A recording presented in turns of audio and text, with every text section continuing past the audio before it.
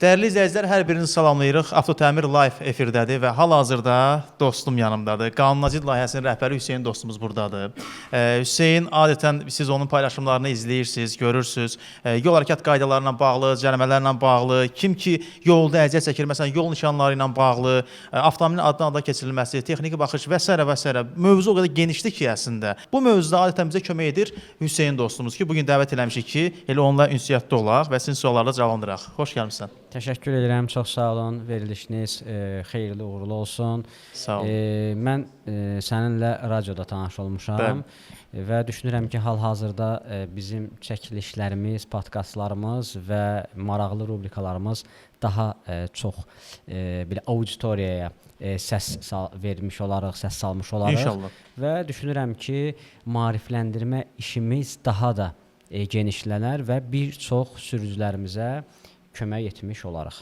Biz çalışırıq ki, sizi həm maarifləndirək, əziyyət çəkdiyiniz məqamlar ola bilər. Ümumiyyətlə, adətən bizdən avtotəmirdə siz avtomobillərin təmiri ehtiyacları axtarışı ilə bağlı əziyyət çəkənlərə kömək etdiyimizi görürsünüz. Amma avtomobil sürürsə, təbii ki, yolda başımıza müxtəlif hadisələr gələ bilər. Bəzən sürücü cərimələnir və düşünür ki, görəsən bu mənim başıma niyə gəldi? Mən axı burada məsələn qanunsuz olaraq cərimələndim. Yəni cərimə ilə razılaşmayan şəxslər də olur ki, o suallarınızı bax bu gün bizə yönləndirə bilərsiniz. Nömrəmizi də görürsüz. Nömrəmizi də mən səsləndirim. 050 505 55 25. Baxın, bu nömrəyə zəng edə bilərsiniz, sualınız varsa. WhatsApp-a da səsli mesaj göndərə bilərsiniz. İstəyirsinizsə biz sizə zəng edək, sizi elə efirimizə qoşa bilərik. Sualınızı birbaşa yönləndirə bilərsiniz. Siz də eşidəcəyik. Hüseyn dostumuzdan bir məsləhət alacağıq ki, burada nə etmək olar? Biz efir vasitəsilə sizin suallarınızı cavablandıraq və həmçinin yəni burada da sizin suallarınızı cavablandıra bilərik. Podkastda çəkilişə başlamamışdan əvvəl belə bir söhbətimiz oldu. Dedin ki, maraqlı bir mövzu olub. Deyəsən, Dövlət Yol Polisi əməkdaşı sürücünü saxlayıb deyib ki, sən qarada qutuya düşmüsən. Bu yaxınlarda məni yol polisi saxladı və bildirdi ki, sən qara qutuya düşmüsən. Və sual verdim ki, yəni qara qutu dedikdə, yəni adətən biz bildiyimiz qara qutu təyyarələrdə olur və mən qeyri-ixtiyari bu izləyiciyə sual verdim ki, sən avtomobil yox, təyyarə idarə edirdin ki, yol polisi səni saxlasın və desin ki, sən qara qutuya düşmüsən. Amma nəticə etibarıyla, yəni ümumiyyətlə qanunvericilikdə qara qutu, ağ qutu, qırmızı qutu, nə bilim, toy box, moy box elə bir şey yoxdur. Sadəcə həmin şəxsin bir neçə manevr qaydalarının pozulması kamera vasitəsilə aşkar edilib deyə yol polisi saxlayıb deyib ki, sən qayda pozmusan və dırnaq içində həmin o qara qutuya düşmüsən, səni dəvət eləyəcəklər və ola bilsin. Yəni bu avtoxuliqanlıq kimi qələmə alınıb onda yoxsa? Bir növ bəli, deyərdik ki, avtoxuliqanlıq kimi qələmə alınır, amma avtoxuliqanlığın həm cəriməsi, həm əməlləri həm təhlükəlidir, həm də çox ciddi bir tədbir görülür. Həqiqi avtoxuliqanlıq edən şəxslər barədə təsəvvür edin ki, cəriməsi nə az nə çox 501-ci dəfə üçün, yəni 500-750 manat arası cəriməsi var. Üstəlik avtomobil idarə etmə hüququ məhdudlaşdırılır. 1 illik, birbaşa. Birincidən. Birincidən bir mənalı şəkildə sənin idarə etmə hüququ məhdudlaşdırılır. Hətta sənə inzibati həbs də verilə bilər. Amma əgər mən avtomobil idarə eləyirəmsə, dönmə siqnalını yandırmadan zolaq dəyişirəmsə, bu sadəcə manevr etmə qaydalarının pozulmasıdır və bunun da cəriməsi 40 manatdır. Və biz burada efir vasitəsilə istərdim sürücülərimizə tövsiyə edim ki, zolaq dəyişərkən, sağa, sola dönərkən ilk növbədə dönmə siqnallarından istifadə edin və bir şey bizim bəzi sürücülərimiz unudurlar ki, dönmə siqnalını yandırarkən dərhal manevrə başlayırlar və düşünürlər ki, mən əgər dönmə siqnalını yandırmışamsa, bir üstünlüyə sahibəm, mən üstünlüyə sahibəm, amma bu elə deyil. Dönmə siqnalları heç bir sürücüyə üstünlük vermir. Bəziləri nə edir? Yandıran kimi dərhal vurur sağa. O günlərdə 2 dəfə şəhər istiqamətində az qala 2 maşın dönmə siqnalını düzdür yandırırdı, amma mən də gedirəm onun böyründə gedirəm.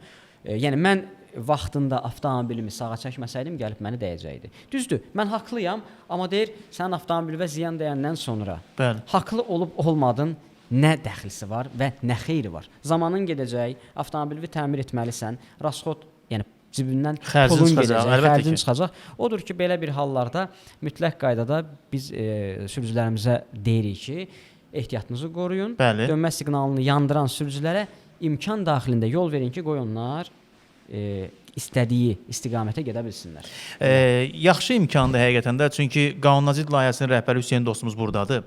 Yəni yol hərəkət qaydaları ilə bağlı informasiyası olan bir şəxsdir, məlumatlı bir şəxsdir. Yəni sizə kömək edə bilər, məlumat verə bilər. İndi hal-hazırda bizi izləyənlər, sualınız ola bilər ki, yolda cərimələnmisiniz. Baxın, yolda başınıza bir hadisə gəlib. Yol hərəkətin təşkili ilə bağlı, yol nişanlarına bağlı hər hansı bir problem yaşamısınız. Bax, onları bizdən soruşa bilərsiniz. Şərh bölməsinə yazmaqla və yaxud da nömrəmizin WhatsApp-ına yazmaqla, nömrəmizə zəng etməklə, nömrəmizi də görürsünüz. 050 505 55 25 isə bizim əlaqə nömrəmizdir. Salamlayan şəxslər var. Deməli, Mono Monster salamlayır bizi. Yox, nəzərimizdədir. Narahat olmayın. Biz sizə məlumat verəcəyik. Xoş gördük. Yazır göndərir izləyici bizə. Sağ olun. Minnətdarıq sizə. Salam qardaşım, necəsiz deyə Dəyanət bəy də yazır. Salamlayırıq bizə sizi. İndi yazılanları da biz oxuyacağıq. Hüseyndə də orada canlımız gedir. Onları da biz səsləndirəcəyik. Amma mənim maraqlandıran tərəf bilirsən nədir? Bayaq avtoxuliqanlıqdan danışırdıq, düzdürmü? Buradan ümumiyyətlə izləyənlərə də bir sosial mesaj kimi ötürək ki, yollar yarış meydancası deyil. Yəni yollarda yarışmayın və özünüzü düşünmürsünüzsə, heç olmasa ətrafı, ailənizi düşünün, yəni. Gedin ailənizə sağ-salamat çatın deyə sürəti aşmayaq. Bu önəmli məsələdir. Hər bir sürücünün, kimin ki sürücülük vəsiqəsi var və avtomobil idarə edir, borclu deyil ki, İnzibati Xətalar Məcəlləsini A-dan Z-yə qədər əzbər bilsin. Bəli. Və hər bir sürücünün borcu deyil ki, o hüquqşünas olsun. Bəli. Sürücünün əsas məqsədi nədir? İlk növbədə yol hərəkəti qaydalarına bilsin və ona düzgün əməl etsin. Ən azından nişanları bilsin, nişanlanma xətlərini bilsin, sürət həddinin aşılmasının və s. və ilaxır. Bunlara diqqət yetirməlidir. Yoxsa bir də görürsən, hər hansısa bir sürücüyə yol polisi yaxınlaşır, ona qayda pozuntusu barədə məlumat verir. Halbuki elə bir qayda pozuntusundan söhbət gedə bilməz. Elə yeri gəlmişkən deyim, yük maşınlarından söhbət gedir. Bu yaxınlarda bir tanışımı saxlayıblar. Bu Ford Transit maşını idarə eləyir. Deməli, marketlərə məhsullar verir. Adi bildiyimiz, indi bilmirəm, şirniyyatdır və s. Bəzi məhsullar var ki, onların istehsal tarixi bitir, istifadə müddəti bitmiş olur və bu da həmin maşınla birgə, yəni Ford Transitlə birgə, deməli gəlir mağazaya, təzə məhsulu verir və köhnə məhsulu oradan götürür ki, gətirsin, qaytarsın şirkətə, utilizasiyaya getsin. Deməli bu yaxınlarda həmin şəxsin başına nə gəlib? Yol polisi saxlayıb bunu, avtomobilini yoxlayıb ki, nə daşıyırsan, nə aparırsan və müəyyən olunub ki, bunun avtomobilində istifadə müddəti bitmiş məhsullar var və buna da aparıb cərimə meydançasına. İndi mənə sual verir ki, bəs bu nə dərəcədə doğrudur ki, mən gəlmişəm, işimi görürəm yəni öz avtomobilimə təzə məhsulu qoymuşam, aparmışam, vermişəm marketə və marketdən tarixi bitmiş, istifadə müddəti bitmiş məhsulları yenidən öz avtomobilimə yığıram, aparıram, verirəm şirkətə. Bu nə dərəcədə doğrudur? Ümumiyyətlə qanunvericilikdə buna görə avtomobilin duracağa yerləşdirilməsi halı, bəndi var. Mən bir mənalı olaraq dedim ki, elə bir şey yoxdur. Əfsuslar olsun ki, bəzi əməkdaşlar bu cür, belə deyək, hadisələrə, bu cür xoşa gəlməz hallara yol verirlər və biz də bunu istəməzik təbii ki. Biz istəmirik. Bizim əsas məqsədimiz sürücüləri maarifləndirməkdir, sürücülərə düzgün yol göstərməkdir. Həmçinin, yəni bizim layihənin əsas məqsədi bir növ yol polisinə dəstək olmaqdır. Misal üçün bizdən soruşurlar ki, mənə filan protokol yazılıb. Düz yazılıb, səhv yazılıb. Baxıram, deyirəm ki, yol polisi sizə yazdığı protokol tam qanunidir. Bir növ mən nə edirəm? Yol polisinin bir növ işini asanlaşdırıram mı? Bir var, şikayət yazsın, şikayət yığılsın, şikayətə baxılsın, mənə ünvanlayır. Mən deyirəm ki, qardaş, sənə protokol düz yazılıb. Şikayət etməyə ehtiyac yoxdur. Get ödə. O da canla başla deyir ki, baş üstə qeyb ödəyərəm. Deyir, siz deyirsinizsə, mən gedib ödəyərəm. Protokol yanlış yazılan sürücülərimiz də var da. En qədər. Onlar da nə etmək lazımdır? Bax, indi məsələn sizə ola bilər ki, protokol tərtib olunub. Şərh bölməsinə yazın, nömrəmizə səs göndərin, zəng eləyin, istəyirsinizsə biz sizə zəng eləyək, o da problem deyil. 050 505 55 25 nömrəsinə yazmaq kifayət edir ki, qeyd edim, efirimizin baş sponsoru Texaco Havoline yağlarıdır. Chevron şirkətinə məxsusdur. Havoline yağları da uzun müddətdə Azərbaycanda var. Yəni avtomobilə qulluq edən zamanında avtomobilin yağını dəyişsin. Çünki mühərrik və sürətlər qutusu elə də ucuz aqreqat deyil. Orada problem yaşananda sonra çox pul xərcləyirsiniz, xərciniz çox çıxır. Yaxşı məhsullardan istifadə edin ki, mühərrik və sürətlər qutusunda ömrü uzun olsun və efirlərimizin gedişində onunla mən bildirim sizə. Hətta hədiyyələrimiz olacaq. 4 litr Havoline yağında bir izləyicimizə hədiyyə edəcəyik. Yəni bunu da bildirim. Ona görə də daim bizi izləmədə qalın.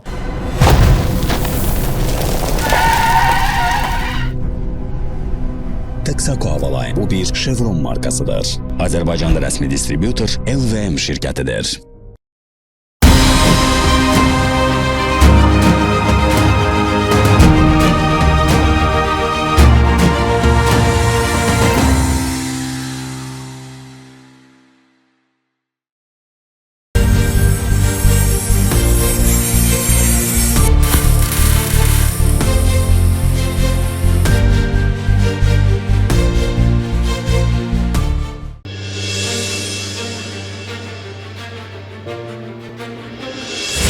Əziz sahibkarlar, siz də yanğın balonlarını dəyişdirməkdən yorulmusunuz və xərclərinizə qənaət etmək istəyirsiniz, doğru seçim etmək istəyirsiniz? Nanofire Technologies şirkəti doğru seçim etməniz üçün sizin yanınızdadır. Bizim dünyada rəqibimiz yoxdur. Çünki yalnız Nanofire Borex balonları.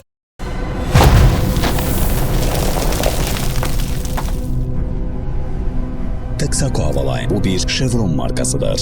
Azərbaycanda rəsmi distributor LVM şirkətidir.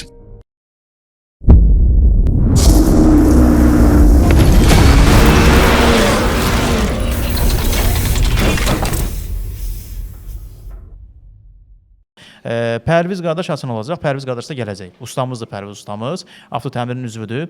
Göyçaydan salamlar. Hüseyn necəsən deyə bir izləyicimiz yazır göndərir bizə. Şərqin gözəllikləri. Bəli. Salam verir. Təşəkkür edirəm. Çox sağ olsun. Minnətdarlığımızı bildiririk. Suallar da var özə səhv etmirəmsə. Burada deməli istərdim bir sual, maraqlı bir sual verilib. Daha doğrusu sual deməzdim. Deyir, yolun ortasında avtobusu saxlayıb sərnişin mindirib düşürən sürücülərdən də bəhs edin, danışın, çalışın, yəni qayda pozmayın. Əgər avtobus dayanıbsa, ola bilər sərnişin düşürür, mindirir, amma bu da maksimum 2-3 dəqiqə çəkir. 2-3 dəqiqə də çəkmir. 1 dəqiqədən az müddətə vaxt aparır sərnişinin mindirib düşürməyi. Yəni çalışın, qayda pozmayın, yəni səbirli olun. Yəni bu bir var, sən o 1 dəqiqə gözləyəsən, bir də var 30 saniyədən sonra sənin səbrin tükənsin və sən qayda pozasan, nəticə etibarilə ya sənə 40 manat, ya 100 manat və yaxud da ki, ən pis qəza baş verə bilər. Odur ki, belə şeydən biz sürücülərimizi çağırırıq ki, onlar belə şeylərdən uzaq olsun. Səbirli olsunlar.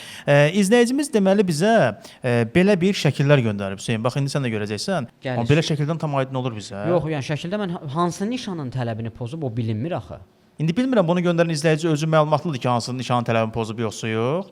Sual altında qaldı. Buradan heç nə anlaya bilmədik. Yoxsa təbii ki, biz sizi məlumatlandıracağıq bununla bağlı. Ümumiyyətlə bizim şəhərdə ən çox istifadə olunan nişanlardan biri dayanmaq qadağandır nişanıdır. Yəni sən orada avtomobili 1 saniyə belə saxlaya bilməzsən. Və ən çox da əziyyət çəkən sürücülərimiz taksi şoferləridir.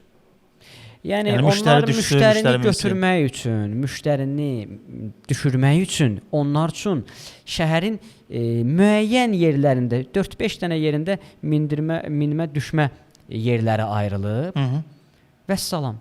Yerdə qalan, yəni elə bir yol yoxdur ki, orada dayanmaq qadağandır nişanı olmasın. Yəni bir şərait yaradılmalıdır, şərait yoxdur. Və sürücülərin bu günləri ən çox üzləşdiyi problemlərdən biri odur. Biri mənim özüm. Mən misal üçün əgər hər hansısa bir iş yoldaşım, dostumu, tanışımı keçən səfər səndən gedəndə yadıma gəlir, bu Tibb Universiteti tərəfdə düşürdəndə yer axtarırdım ki, sən Allah ikinci cərgə olmasın, yoxsa kamera 80 manat 2 bal cərimə. Yəni yer yoxdur saxlamağa. Yəni bir var maşınların əlindən yeri yoxdur, bir də var nişanın əlindən yeri yoxdur. Yəni nişan bəlkəm də bizim bu efir vasitəsilə aidiyyəti qurumlar dayanmaq qadağandır nişanını, durmaq qadağandır nişanla əvəz edərlər. Bəli. Düzdür, sui-istifadə edən sürücülərimiz də ola bilər, amma qanun deyir ki, sən durmaq qadağandır nişan, yəni bir dənə xətt varsa, Bəli. bu nişanın təsir zonasının altında yalnız sərnişini mindirib düşürə bilərsən. Bəli. Və yaxud da ki, yük doldurub boşalda bilərsən. Əgər sən artıq qalırsansa, nə apteka girmişəm, adam gözləyirəm və s. bu kimi hallarda sənə 20 manat cərimən gələcək. Yəni, kamera zaten var da. Sui-istifadə edən sürücülərə nə olacaq? Cərimə yazılacaq. Deməli yazır ki, izləyicimiz, sabah Yevlax merosuna gedirəm, texniki baxışa qanların qaraltmağa. Necə qanların qaralırsa yəni. Qardaş, Neçə nəfərə, Aha. yəni istər Göyçaydan olsun, istər Yevlaxdan olsun, yəni o ərazilərdən sağ olsun, texniki baxışdan keçməyə qanundan köməkliyi göstərir.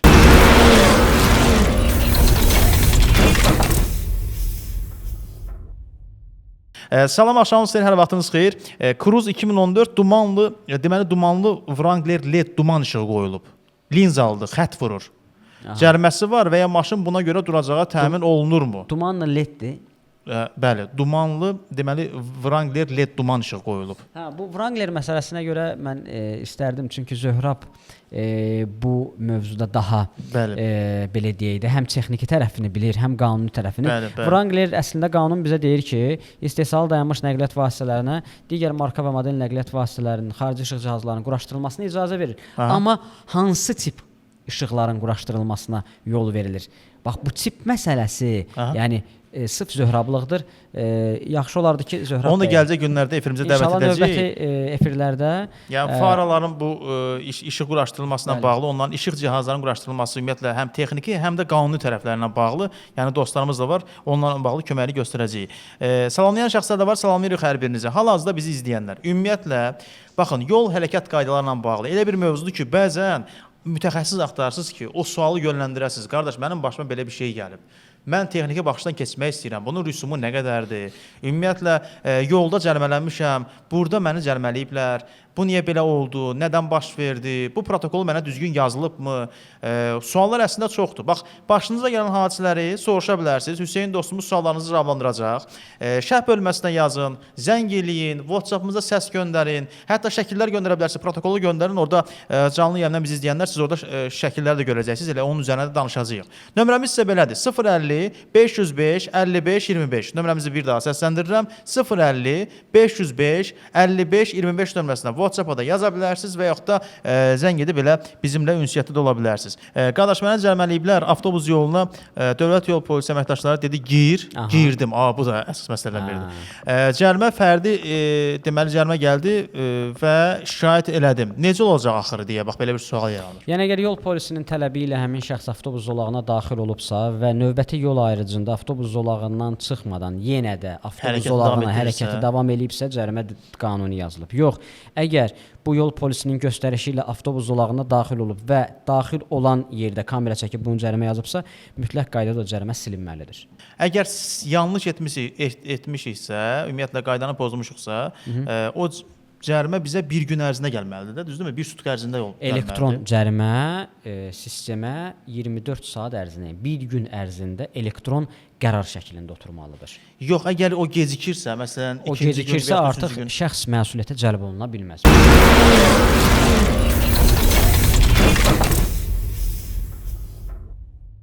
Biz yadındadırsa belə bir məsələ ilə bağlı danışırdıq. Texniki baxışda yanğın söndürmə balonlarından söhbət düzdürmü?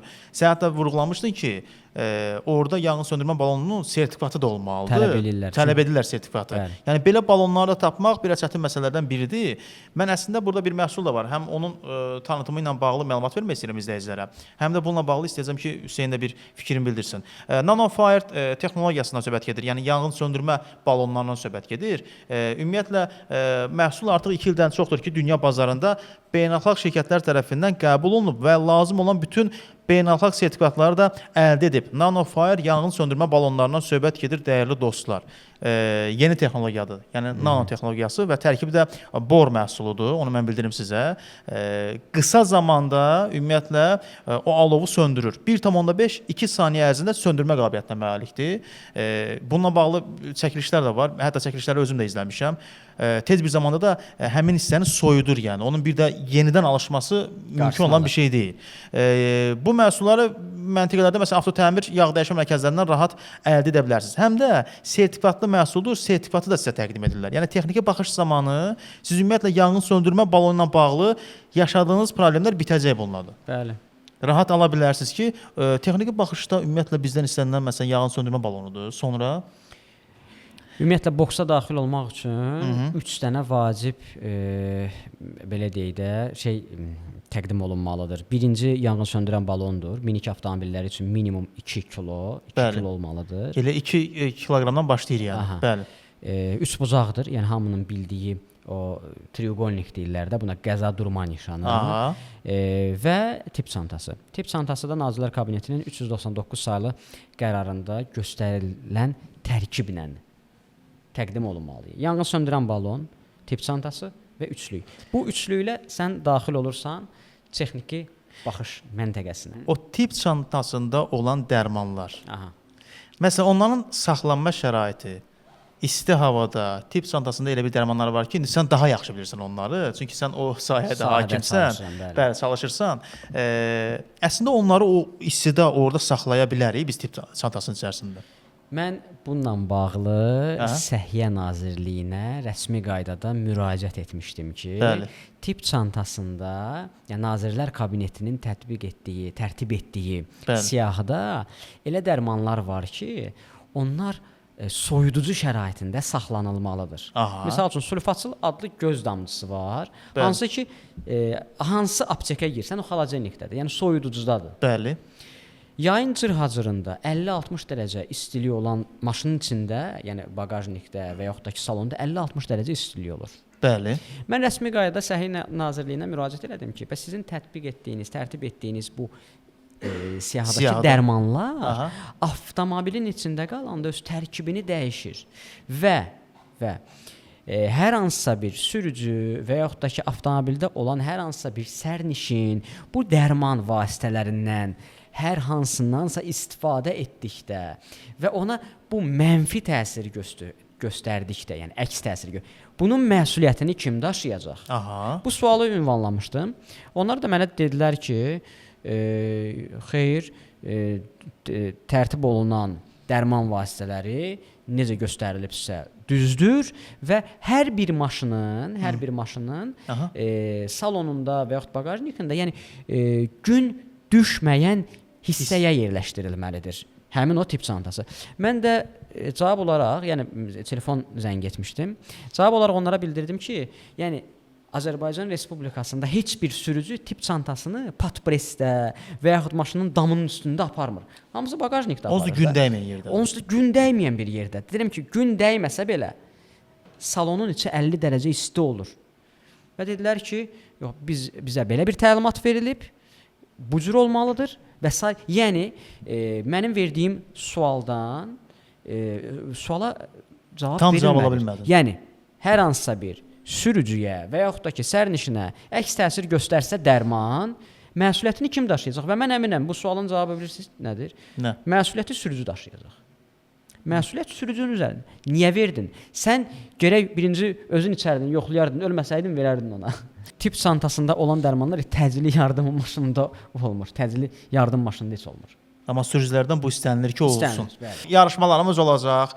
İndi bugün demirəm, amma ümumiyyətlə biz sizə 4 litr hava olan yağı da qazandıracağıq. Daha sonra NanoFire yanğın söndürmə balonu da hədiyyə edəcəyik. Axşamınız xeyir dostlar, sizi salamlayıram. Zöhrab dostumuz bizi salamlayır. Zöhrab dostumuzu salamlayıram. İnşallah ki, gələcək günlərdə Zöhrabı da burada qonaq edəcəyik. Faranın reflektoru varsa LED lampa qoymaq olarmı? Qanun icazə verirmi? 2012 model Elantraya deyə belə bir sual gəlib. Zöhrab da orada yazıb əslində, cavab verib. Nə yazıb? 50 voltaja qədər LED quraşdıra bilərsiniz deyir. Yazıb orada. Onun sahəsində bax, o da elə birbaşa oradan. Sağ olsun Zöhrab kömək eləyir. Elə anında ora cavab verir. Salam qardaş, salam. Maşının deməli yanında işləv vəziyyətdə peçin bir tərəfi yaxşı vurur, bir tərəfi zəif. Hə, bu təmirlə bağlıdır. Onsuz da bizim adımızı görəndə təmirlə bağlı suallar da verirlər. Problem yoxdur Emin bəy. Direct bölməsindən yazın, biz sizə usta nömrəsi göndərəcəyik. Amma sürəndə hamısı yaxşı vurur, nədəndir deyə ona artıq usta baxmalıdır Emin bəy. Siz bizə direct bölməsindən yazın, biz sizə nömrə göndərəcəyik bununla bağlı. Salam, axşamınız xeyir. Salamlayıram qonağı da Elsəvər bəy yazır. Veriliş hansı radioda gedir deyə Elsəvər bəy yazır. Yox, bu bizim canlı yayımımızdır. Bax, canlı yayımdan bizi izləyənlər. Bu canlı yayımlar paylaşılacaq. Qeyd edim ki, indi düzdür. Hal-hazırda Fuad buranda montaj edəcək, bizim dostumuzu salamlayıram. TikTok canlısında bizi görürsünüz, oradan bizə yaza bilirsiniz, efirə qoşula bilirsiniz. Amma bu çəkilişlər podkast formasında, yəni montaj olunacaq, belə deyim. Ümumiyyətlə Facebook, Instagram, YouTube üzərində biz paylaşımlar edəcəyik, bunları da paylaşacağıq. Qısa paylaşımlarda siz görəcəksiniz. Və belə canlı yayımlarda edirik ki, həm sizə daha yaxın olaq, həm qonaqlarımızla birbaşa ünsiyyətdə ola bilərsiniz. Radio layihəmizdə olacaq, onu da mən bildirim sizə. Təbii ki, bu barədə də biz səhifələrimizdə paylaşımlar edəcəyik. Ümumiyyətlə yol hərəkət qaydaları ilə bağlı, cərimələrlə bağlı, texniki baxış, adlarında keçirmələr, rüsum məsələləri, nə suallarınız varsa hal-hazırda bizi izləyənlər nömrəmizi səsləndirmək istəyirəm. Bax, bu nömrəyə WhatsApp-a yazın və yaxud da zəng eləyin. Birbaşa ilə buradan cavab verə bilərik sizə. 050 505 55 25 bizim nömrəmizdir. 050 505 55 25 və suallar var. WhatsApp-a suallar gəlir. Burada istərdim bir sual oxuyum. Deyir, VIN-koda uyğun pnevma quraşdırmaq olar, avtomobilin VIN-koduna uyğun istehsal edilib. Ümumiyyətlə, pnevmadır, sport tipli yaylardır və s. Əgər avtomobilin marka modelinə uyğun istehsal olunubsa və bunu ixtisaslaşdırılmış servisdə düzgün qaydada quraşdırırsınızsa və yaxşı olardı ki, mən məsləhət görərdim ki, görülən işlə bağlı bir rəsmi arayış alasınız. Yəni ki, bu avtomobilə quraşdırılan pnevma və yaxud da ki, sport tipli yaylar, sport prujinlər və s. və ilaxır düzgün qaydada quraşdırılıb, o zaman bir problem olmayacaq. Nömrənin axırı deyir necə oldu? 050 505 55 25.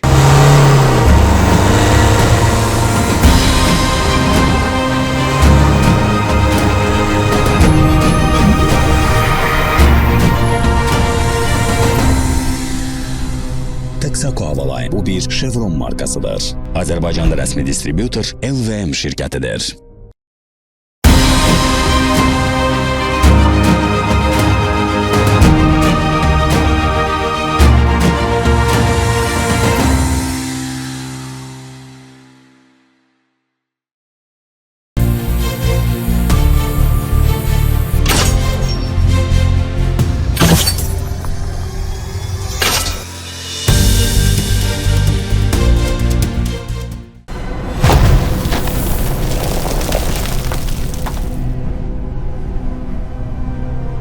Texaco Havaline bu bir Chevron markasıdır. Azərbaycanda rəsmi distributor LVM şirkətidir.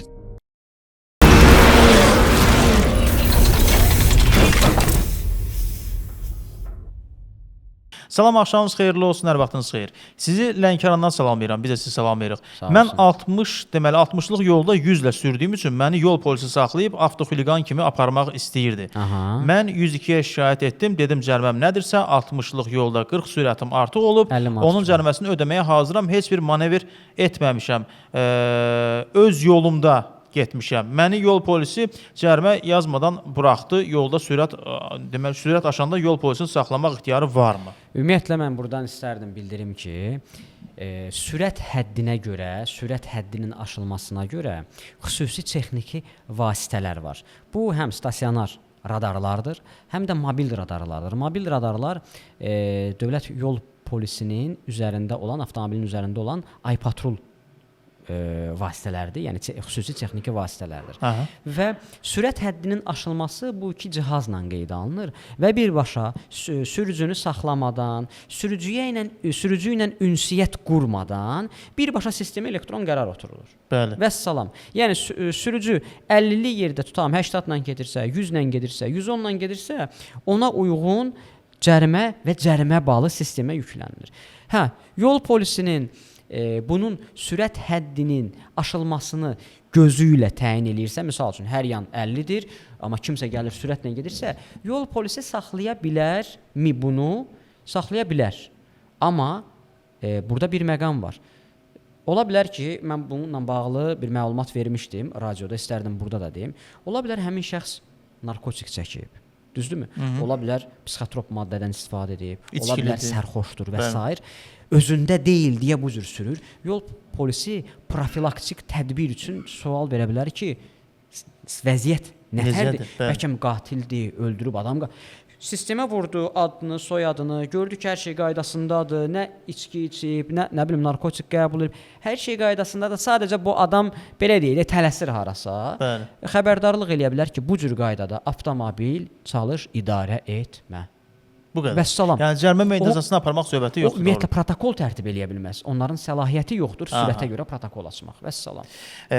Salamlayır izləyici bizi sağ olsun. Yazır ki, mən bilmək istərdim ki, maşında olan nömrəni dəyişmək istəsəm, bunu qanuni şəkildə edə bilərəmmi? Yəni nömrənin dublikatını çıxartmaqdan söhbət gedir, yoxsa ümumiyyətlə nömrənin başqa ümumiyyətlə nömrəni dəyişmək deyir. Yox, ümumiyyətlə nömrəni dəyişmək düzdür. Bizim təlimatda, Daxili İşlər Nazirliyinin təlimatında, yəni nömrələrin verilməsi ilə bağlı təlimat var ki, vətəndaş onun istəyinə uyğun hər hansısa bir nömrəni internet portal vasitəsilə və yaxud da ki, qeydiyyat imtahan idarələrində quraşdırılan aparatlar vasitəsilə istənilən nömrənin kombinasiyasını yazsın, hərf və rəqəm kombinasiyasını, rüsumu çıxacaq, rüsumunu ödəsin və gedib həmin nömrəni almaq hüququ var hər bir Azərbaycan Respublikasının vətəndaşının. Amma bu var dediyim sadəcə təlimatdadır, kağızdadır. Reallıqda heç bir sürücü, yəni istədiyi kimi gedib, ümumiyyətlə birinci baza yoxdur ki, o nömrələri görsün, ikinci aparatlar olsa belə aparatlar işləmir, yoxdur. Odur ki, hər hansısa bir nömrənin dəyişdirilməsini istəyirsə, gərək alqı-satqı etməlidir. Yəni alqı-satqı olsun və ondan sonra desin ki, mən falan nömrəni istəyirəm. Ancaq belə. Salam aleykum, aleykum salam. Hyundai i40 pnevmaya icazə varmı deyə Nədir? Belə bir sual var. Hyundai i40 pnevmaya icazə varmı? Pnevmaya bilirsiniz, elə maşınlar var ki, onlara istehsalçı zavod tərəfindən pnevma quraşdırılmayıb. Yəni zavoddan o cür çıxmır, amma istehsalçı şirkətlər var ki, sırf həmin maşın üçün pnevmanı quraşdırırlar. Yəni sertifikatlı bir məhsul təqdim eləyirlər. Quraşdırırlar. Sadəcə burada bir məqam var ki, bayaqlarda qeyd etdim ki, yaxşı olardı ki, bunu ixtisaslaşdırılmış servisdə etsinlər, arayış alsınlar, təhlükəsizlik baxımından, düzgün quraşdırılma baxımından və ondan sonra rahat şəkildə idarə etsinlər. Qeyd edim ki, Qanunacılıq layihəsinin rəhbəri Hüseyn dostumuz buradadır. Bax, yol hərəkət qaydalarına bağlı, cərimələrlə bağlı, yol hərəkətinin təşkili ilə bağlı nə sualınız varsa, sualınızı yazıb rahat bir cavab ala biləcəksiniz indi hal-hazırda. Nömrəmiz sizə belədir: 050 505 55 25. Bir daha nömrəmizi səsləndirirəm: 050 505 55 25 nömrəsinə yaza bilərsiniz, zəng edə bilərsiniz, şərh bölməsinə yaza bilərsiniz ki, sualları səsləndirə bilərik. Mənim avtomobilim Mercedes-i deyir. Arxa yayların istismar müddəti bitdiyi üçün arxa hissəsi nisbətən biraz yatıb. Bununla bağlı avtomobil duracağa qoyulub. Qanunla əgər belədirsə, duracağa yerləşdirilə bilərmi avtomobil? Avtomobil arxası yatıb deyir. Bəli. Niyə yatıb? Deməli, arxa yayların istismar müddəti bitdiyinə görə. İstismar müddəti bitdiyinə görə 50 manat cərimə yazıla bilər həmin sürücüyə və buna görə avtomobil duracağa yerləşdirilə bilməz. Əgər yaylar kəsilibsə, qızdırılıbsa, presə verilibsə və s. O zaman 150 manatlıq cərimə tətbiq edilə bilər və avtomobil duracağa yerləşdirilə bilər.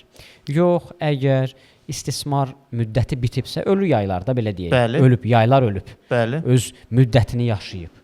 O zaman yol polisi hətta saxlayıb, xəbərdarlıq eləyə bilər ki, maşını bu cür sürmə. Gedib bunları aradan qaldır.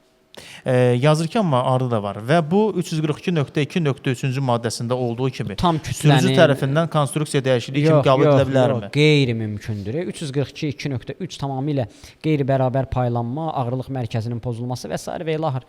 Yəni, o özdə qeyri-mümkündür. Xeyr. Nömrə qabına görə cərimə varmı? Nömrənin kənar xətləri görsəmir. Qalan açıq, aydındır. Bildiyimiz adi qeydiyyat nişanı üçün qab deyir. Xeyr, heç bir. Əsas odur ki, nömrə görsənsin və salam. Nömrə qabı, nömrəni örtürsə, nömrənin rəqəmləri, hərfləri örtülürsə, Bəli. 050 505 55 25. Bax bir daha səsləndirirəm. Kimlər ki yazıb onların suallarını hələ də oxumamışıqsa 050 505 55 25 nömrəsinə yazın, WhatsApp-a yazın, zəng eləyin. Sizə necə rahatdırsa. Biz də onlara bir-bir Mən səsləndirəcəyik. istərdim bir dənə bu sual cavablandırım. Faralara LED hansı kriteriyalara görə icazə verilir? Ümumiyyətlə LED qadağandır, LED taxmaq olmaz deyə bir anlayış yoxdur. Sadəcə baxır avtomobilin marka modelinə uyğun olan LED var, yoxsa yoxdur və onun gücündən söhbət gedir. Adətən, yəni qanunvericilikdə olmasa da bu beynəlxalq praktikada belədir ki, halogen tipli lampalarla LED tipli lampalar eyni tip olduğu üçün hara halogen gedirsə, onu LED-dən əvəz etmək olar. Halogenin qızma dərəcəsi LED-dən qat-qat çoxdur. Misal üçün, yadıma gəlir, Zöhrab bir sual vermişdi. Halogen yarım saata nə qədər qızır və LED neçə dərəcəyə qızır. Yəni, halogen istifadə olunan yerlərə LED qoymaq olar. Və hansı faranın üzərində HCR, HC-R və yaxud HC, HR hərfləri, kodlaşması varsa, siz o rahatlıqla həmin avtomobilə halogeni LED-lə əvəz edə bilərsiniz. Lakin burada bir məqam var ki, hər LED-i də taxmaq olmur. Elə LED var ki, güclüdür. Halogen, misal üçün, 1500-2000 lümen üçün nəzərdə tutubsa, həmin o faranın gücü ötürmə gücü, işığı ötürmə gücü, amma LED gələcək 5000-6000 versə, avtomatik olaraq bu birincisi tənzimləyə bilməyəcək, ikincisi də qarşıdan gələnlərin gözünü çıxaracaq. Bəli. Nəticə etibarilə yenə də qayda pozmuş olacaq. Ona görə yaxşı olardı ki, elə Azum İşıqlandırma Studiyasına da müraciət etsinlər bu LED-lə bağlı tam qanun çərçivəsində sizə köməklik göstərsinlər. Maraqlı bir sual gəlib. Deməli, izləyicimiz Salam Mirvizov sağ olsun. Yazır ki, Mayka ilə yayda maşın sürəndə məni polis saxlayıb cərmələdi, ixtiyarı varmı deyir. Bax, bu cərmə elə bir cərmədir ki, yayda baş verir, amma yadında qalıb onun. Olmaz, Mayka ilə olmaz da. Olmaz, bir mənalı olmaz. Mayka nədir, qardaş? Şəpitlə olmaz, Mayka ilə olmaz, sportivni ilə ümumiyyətlə olmaz. Şortiklə də olmaz. Şortiklə də olmaz. Əsas bu məsələ şortik. Şortik məsələsidir. Təbii ki, bunlar hamısı, yəni biz bu verilişdə deyirik, sonra kimsə bunu ciddiyə alacaq. Deyəcək ki, orada bir ekspert var. Yox, ya da bir inspektor var. Deyir ki, şortiklə taxmaq olmaz, şortiklə maşın sürmək olmaz. Elə bir söhbət yoxdur. Sadəcə bu bilirsiniz nə, mentalitet deyilən bir şey var da. Yəni bir növ yol polisi saxlayıb deyə bilər ki, ayıbdır, cəmaatın anası bacısı var. Eləmə də bunu. Ona görə. Amma qanunda heç bir cərimə var yəni ona görə. Yox, nə cərimə olacaq? Hal-hazırda yazır ki, maşının arxa şüşəsinə içərdən şeytan göz işıq qoysam, cəriməsi varmı? Arxa patpresdə yanıb sönür. Göz qoyurlar da, gözdür. Bax, bu məsələ doğrudan burada bir sualım yaranacaq mənim. Bax, bu məsələdir. Sonra tutaq ki, deyirəm, indi avtomobil klubları var da, düzdürmü? Klubların məsələn yazıları olur. Heç bir onlar bir yazı yazırlar, ya kimsə avtomobilə yazı yazır. Mən hətta bir çəkiliş də izləyirdim onunla bağlı. Dövlət Yol Polisi əməkdaşı gəlir, o yazını oradan silirdi ki, bu digər sürücüləri istərsiniz fikirlərini dağıdır. Onda bu yük avtomobilləri var, hansı ki reklam eləyirik, bankların reklamıdır, nə bilim yoğurtdur, qatıqdır və s. reklamlar eləyirik, yük avtomobilləri və yaxud da ki adi minik avtomobillərdə bir də görürsən də, nə bilim Sibirskaya Zdaroviyan falan, onda onlar da sökülsün də, o da fikir yayındırır da, düz deyilmi? Bəli, doğru. Yox, fikir yayındırmaq söhbəti bu başqa məsələdir. Yəni onun ona, yəni qanunla bunun hər hansısa bir qadağası yoxdur. Sadəcə kommersiya məqsəd daşıyırsa hər hansısa bir yapışqan kommersiya. Onun bir növ elə bir icazəsi falan olmalıdır ki, mən yəni reklam xarakterli, o.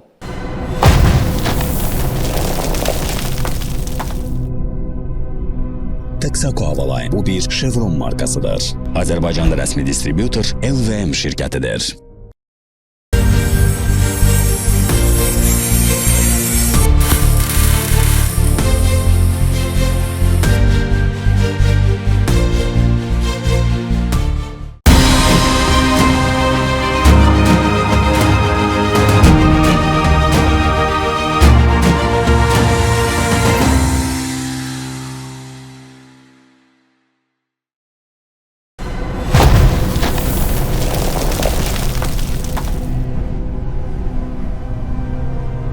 Texaco Havaline bu bir Chevron markasıdır. Azərbaycanda rəsmi distributor LVM şirkətidir.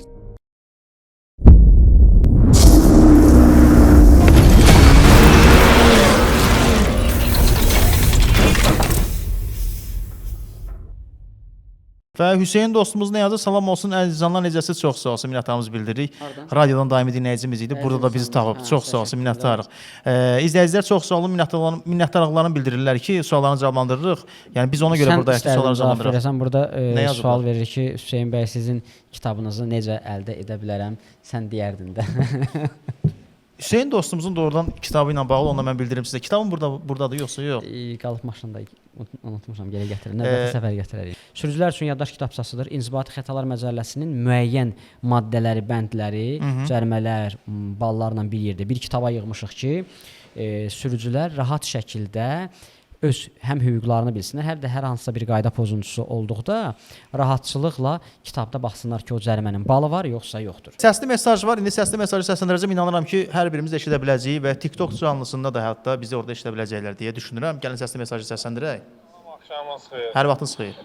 Qardaş, mən belə bir sual ünvanlamaq istəyirəm. Mən bu maşınımı həyat yoldaşımın adına keçirmək istəyirdim.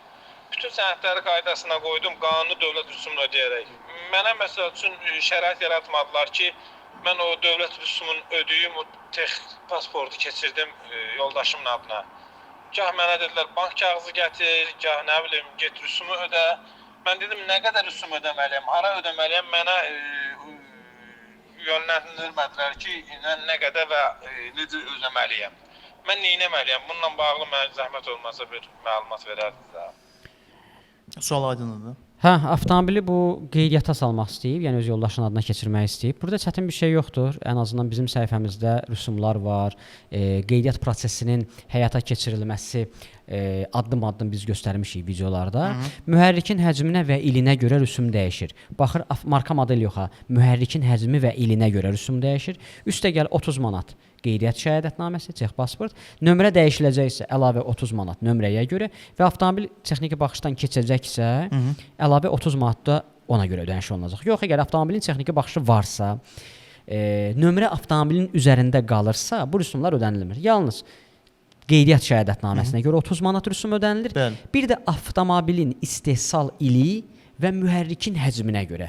O da avtomobilin istehsal ilini və mühərrikin həcmini desə, ona uyğun biz deyək ki, nə qədər olacaq? Səhifəmizdə var bizim. Və qeyd edim ki, indi hal-hazırda canlı yayımdan yazanlar sizin hər birinizi də salamlayırıq. Yeni qoşulanlar var burada. Canlı yayımı da yazırlar ki, paylaşın. Çox sağ olun dəstəyə görə. Minnətdarımızı bildiririk. Bax, belə hallar da var. İndi burada biz maarifləndirmə işi də görürük. Canlımızdakı sayda burada görürük. Amma orada bir iradı da var bir izləyicimizin ki, belə maarifləndirmə işi görürlər, amma canlıda izləyənlərin sayına bax deyir. İndi başqa yerə çevirsək, orada canlıdakı izləyicilərin sayı daha çox. Bu düzdür də qardaş da. Yəni biz beyin yoruruq, sualları cavablandırırıq, insanlara doğru yol göstəririk. Amma inandırımsa ki, bizim aramızda o bir qonaq ola, dırnaq içində. Görün nə qədər adam izləyəcək onu. Burada sual veriblər. Mən istərdim bir dənə cavablandırım TikTokdan gələn sualları. 1.1 xəttini tapdalasam da, tapdalayıb dönsəm də eyni dərəcəli sayılır. Əgər eyni istiqamətli yolda 1.1 nişanlama xəttini tapdalayırsınızsa 40 manatdır. Yox, əgər tapdalayıb geriyə, sola dönürsünüzsə 100 manat 3 baldır. Bir ay əvvəl nömrələri dəyişmişəm. Səbəbsiz yenidən dəyişə bilərəm.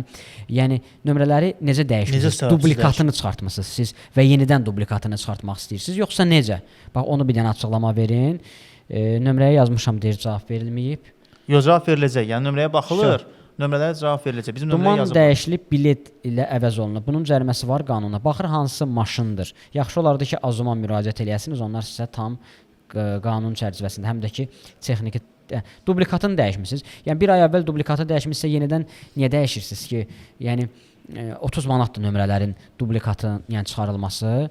30 manat qalsın cibinizdə, gedin bir yeyin, için. Niyə o nömrəyə verirsiniz ki, boşu-boşuna? Salam, şüşədə 2 ədəd çat var. Biri ortadan sağa, biri sola. Buna görə dayanacağa qoyula bilər. Əgər görmə məhdudiyyəti yaratmırsa, heç bir cəriməsi yoxdur və buna görə avtomobil duracağa yerləşdirilə bilməz. Amma tövsiyə edərdik ki, yəni mən bir polis əməkdaşı olsaydım tövsiyə edərdim ki, bunu aradan qaldır. Yoxsa növbəti səfər Bununla bağlı saxlasam maşınımı salacam iştirafına yəni. Bununla bağlı sənin başına o da maraqlı hadisə gəlmişdi əslində. Mən xatırlayıram onu. Bilmirəm, onu paylaşmaq istəyirsən, bölüşmək istəyirsən yoxsa yox. Çatla bağlı. Çatla bağlı cərimə mediasiyasına aparıblar. Avtomobili belə xatırlayıram. Yadıma salıb bir dənə. Sonra sən demisən ki, belə bir şey yoxdur, ola bilməz. Sonra gəlib baxmışam ki, sonra gəlib baxmısan ki, pis gün yoxdur patresm. Ya onunla sürmək olmaz da həqiqətən. O heç də yəni yadıma düşdü. Hal-hazırda bizi izləyənlər, dəyərli dostlar, Qanunacılıq layihəsinin rəhbəri Hüseyn dostumuz burdadır. Bax, yol hərəkət qaydalarına bağlı, cərimələrlə bağlı, texniki baxış, addan da keçirmələr, rütbə vermək. Nə sualınız varsa, suallarınızı rahatlıqla bizə yönləndirə bilərsiniz. Şərh bölməsində yaza bilərsiniz və yaxud da nömrəmizə mesaj göndərin, yazılı və yaxud da səsli, fərq eləmir. 050 505 55 25 nömrəmiz aktivdir və bu canlı yayınları biz tez edəcəyik, onu bildirim sizə. Hətta hədiyyələrimiz də olacaq. Efirimizin baş sponsoru Havoline yağlardır. 4 litr Havoline yağı qazanan bir izləyicimiz olacaq. Sonra mən yanğın söndürmə balonu ilə bağlı NanoFire yanğın söndürmə balonları qeyd edirəm. Sertifikatlı balon bir sürücümüzə hədiyyə edəcəyik, onu da bildirim sizə. Redol yanacaq doldurma məntəqəsi. Avtomobilə nə lazımdır? Yanacaq lazımdır təbii ki. Bəli. Benzin 92, Özü 95, orada deyəsən ucuzdur, hə? dizel. 90 qəpik idi, səhv etmirəmsə. Yox. Hər yerdə eynidir, amma yanacaq kuponları sizə təqdim edəcəyik biz Redol yanacaq doldurma məntəqəsindən. Bu məlumatı sizə bildirim. Yerli istehsalımız Klass ələc bəndləri var. Onu vurulamaq istəyirəm. Keyfiyyətli məhsuldur. Klass ələc bəndlərini sizə təqdim edəcəyik dəyərli dostlar. Amma canlı yayınlarımızda qaçırmamaq lazımdır ki, bu hədiyyələri də qazana biləsiniz deyə. Digər mesajımız isə nə ilə bağlıdır? Gəlin baxaq. Salamlayır izləyici bizi sağ olsun. Yazır ki, Qubaya pullu yolla getmək istəyirəm. Aha. Sürət həddi maksimum neçədir orada deyə yazır göndərir. 110-dur da, səhv etmirəmsə. Bəzi sürücülərimiz o yol təzə istifadəyə veriləndə sürət həddini orada limit qoyulmamışdır. Və həmin şəxslər də nə etdilər? 170, 200, 220, 230 sürətə qaldıraraq avtomobil orada idarə etdilər və bunu çəkib sosial şəbəkədə paylaşdılar. Nəticə etibarilə bu dalğavari bir effekt yaratdı. Sən etmisənsə mən niyə etməyim? Mən etmişəmsə digəri niyə etməsin? Belə yol polisi də dedi ki, aha, bunu edirsinizsə siz. Biz sizin üçün şərait yaratmışdıq ki, rahat çatasınız və s. və ilaxır. Nə etdilər? Radar qoyuldu, sürət həddi qoyuldu. Nəticə etibarıyla bizə verilən bu belə deyək, rahatçılığın qarşısını özümüz elədik. Sürürsən qardaş, sür də, amma bunu niyə çəkib paylaşırsan axı? Bəli. Bu, yəni bilsən, sağlam olmayan düşüncəyə sahib olan insanlar da gedib orada yüksək sürətlə sürüb qəza edə bilərdi, həyat itkisi ola bilər və s. Bunun qarşısını necə almaq olar? Radar qoymaqla. Vəssalam. Ki, sürməsinlər. Digər izləyicimiz nə yazır? Bizə Salamir bizi sağ olsun yazır ki, dumanla dəyişilib bilet ilə əvəz olunub. Bunun cəriməsi varmı qanunla deyir? Dumanla bilet ilə əvəz olunubsa, burada hər hansı bir qayda pozuntusundan söhbət gedə bilməz. Yəni bilet yığılıb sonra əsas odur ki, düz xətt versin, bir problem verməsin və salam. Burada bir dənə də sual istərdim mən oxuyum. Deyir, bərbad olan yolun sol tərəfi ilə maşın sürsək qayda pozuruqmu? Sən cavab verərdin. Bərbaddır. Yolun sağ tərəfi bərbaddır. Sən də məcbursan. Əslində bununla bağlı cərimələnən şəxslər var. Aha, səncə doğrudur yoxsa? Sürücülər cərimələnir. Deyir ki, bir xətti tutub getmişsən, ona görə cərimələyirsən. Amma sürücü də bildirir ki, yolun sağ tərəfi bərbaddır. İndi burada adam nə etməlidir əslində? Bax, o deyir, yuxarı baxırsan, bığ aşağı baxırsan, saqqal. Bax, eyni bir şeydir də. Yəni sürücünün qayda pozmaması üçün bütün şəraitlər yaradılmalıdır ki, sürücü qayda pozanda o cərimələnsin. Sürücünün qayda pozmaması üçün şərait yoxdur. Məcburiyyətdən qayda pozur bəzən sürücülər. Əksər rayon yollarında yolun sağı bərbaddır. Bəli. Və sürücülər nə edirlər? Məcbur solla hərəkət edirlər. Qanunvericilik də bizə deyir ki, yolun sağı boşdursa, sol ilə hərəkət etmək qadağandır. Şəhərdən kənar yollardan söhbət gedir.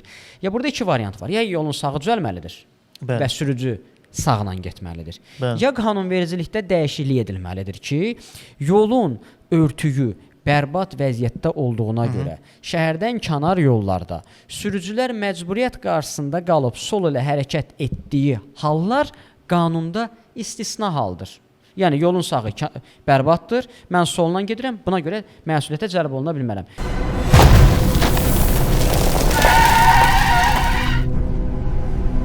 Texaco Havaline bu bir Chevron markasıdır. Azərbaycanda rəsmi distributor LVM şirkətidir.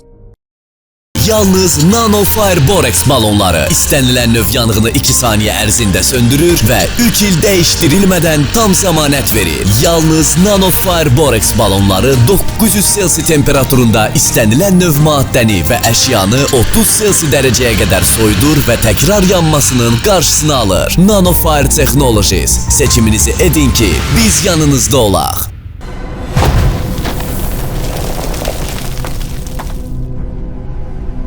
Texaco Havaline bu bir Chevron markasıdır. Azərbaycanda rəsmi distributor LVM şirkətidir.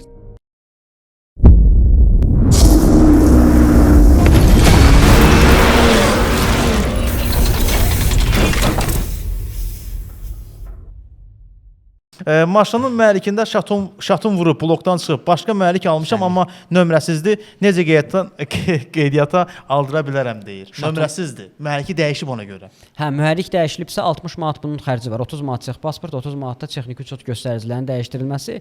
Sadəcə motorun mənbə sənədi lazım olacaq. Mənbə sənədi yoxdursa maşın 1 aya yaxın qalacaq DP-də araşdırmaq olacaq, araşdırma gedəcək ki, avtomobilin üzərinə qoyulan mühərrik oğurluq və yaxud da ki, qaçırılmış nəqliyyat vasitələrinin üzərindən çıxarılıb, yoxsa yox.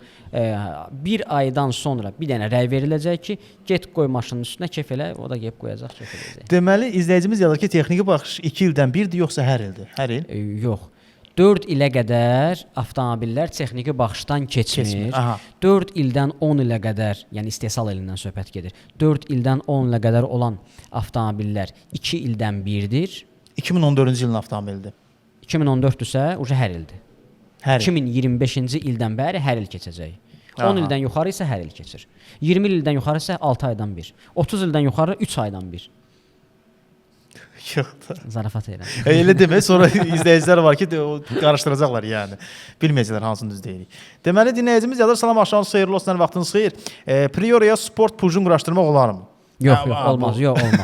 150 manatlıq cəriməsi var onun, ala bilər. Sertifikatlı yaydısa, sən nə etmək istəyirsən? Gəlmişik burada maarifləndirmək. Sport yaylar ümumiyyətlə, bax sertifikatlı məhsuldursa, avtomobilicə uyğundursa, sport yaylar var ki, bu işi görən mütəxəssislər də var. Onlar da hətta tanıyırıq. Sertifikat da verirlər. Yəni onun heç bir cəriməsi yoxdur.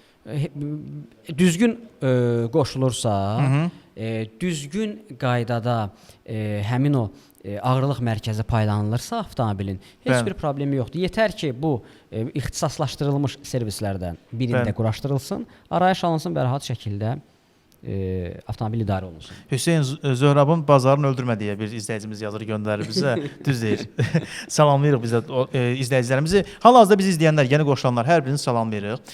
Qanunacılıq layihəsinin rəhbəri Hüseyn dostumuz buradadır. İşimiz nədən ibarətdir? Yol hərəkət qaydaları, cərimələr, texniki baxış, avtomobilin addan da keçirilməsi, çətinlik yaşayırsınızsa, problem yaşayırsınızsa, protokol açılıb sizə, mən burada niyə cərimələndim, bu hadisə niyə başıma gəldi, bu düzgündür, düzgün deyil, şəkil varsa şəkil göndərin, protokol varsa protokol göndərin. Bütün sualları elinə cavablandırın. Bütün suallara cavab verməyə hazırıq. Nömrəmiz belədir. 050 505 55 25. Bax bu nömrənin WhatsApp-ından yaza bilərsiniz, zəng edə bilərsiniz, şərh bölməsində sualları yaza bilərsiniz. 050 505 55 25 nömrəsinə yazıb sualları bizdən soruşa bilərsiniz ki, kömək etməyə hazırıq. İstərdim 3 dənə sual oxuyum. Çünki bayaqdan 3 dənə sual dalbadal verilir. Buyur. O bayaqlar dediyi nömrəni səbəbsiz yerə dəyişmək istəyirəm. Həmin şəxs yazır ki, nömrəni sadəcə yeniləmək istəyirəm. Təzə nömrələr verilir axı, cefissizdir. Ona görə əslində burada hər hansı bir məhdudiyyət yoxdur. Yəni edə bilərsiniz. Burada bir problem yoxdur. İkincisi, deyir Hüseyn bəy, sağ kənar zolaq velosiped zolağıdırsa, bu zolağa daxil olmadan dayanmaq olarmı? Əslində sağ kənar zolaq bu zolağa daxil olmadan dayanmaq olarmı? Hətta yəni bir növ onun yanındakı zolaqdan söhbət gedirsə, mən sizə inandırım ki, sizə ikinci cərgədə saxladığınıza görə 80 manat 2 bal cərimə yazacaqlar. Çünki birinci zolaq velosiped zolağı. Amma ümumiyyətlə qanun deyir ki, ikinci cərgə zolaq yox ha, cərgə. Cərgə nə deməkdir? Maşınlar dayanıb bir cərgə sağda. Sən gəlib onların yanında dayanırsansa, avtomatik ikinci cərgə yaradırsan. Əgər avtomobil heç nə yoxdursa, bomboşdursa, sən gəlib dayanırsansa, bu ikinci cərgə hesab edilmir, amma bizim kamera arxasında oturan bəzi mütəxəssislər ikinci cərgə kimi cərmələyir. Odur ki, lazım deyil də sizə. Digər 3-cü sual var idi orada, yoxsa ikisini oxudun? Bir də 2 dənəsini oxudum. Gözündən yayındı. Omar. O dinləyici, izləyici bir də yazsın. Yəni belə Mənim sualıma adamlara baxılmadı. əziyyət verməyək. Ömər, elə bax mənim. İzləyicimiz yazır ki, bir tərəfli yolda sağ tərəfdən maşını üstələməyə icazə varmı? Üstələmək əgər zolaq Bizdə üstələmək yox, ötmə yazılıb bu manevr deyir.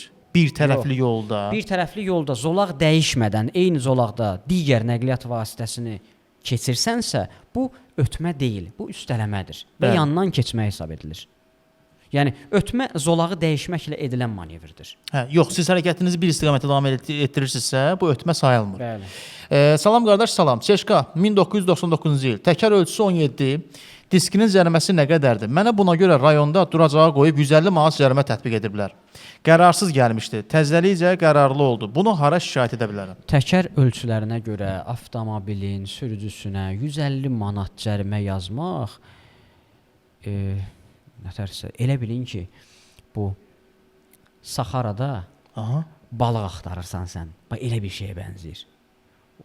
Yəni mümkünatı yoxdur. Təkər ölçüsü avtomobilə uyğun deyilsə, maksimum 50 manat cəriməsi var. Və cərimə meydançasına aparmaq məsələsi. Cərimə meydançasına aparılması belə absurddur.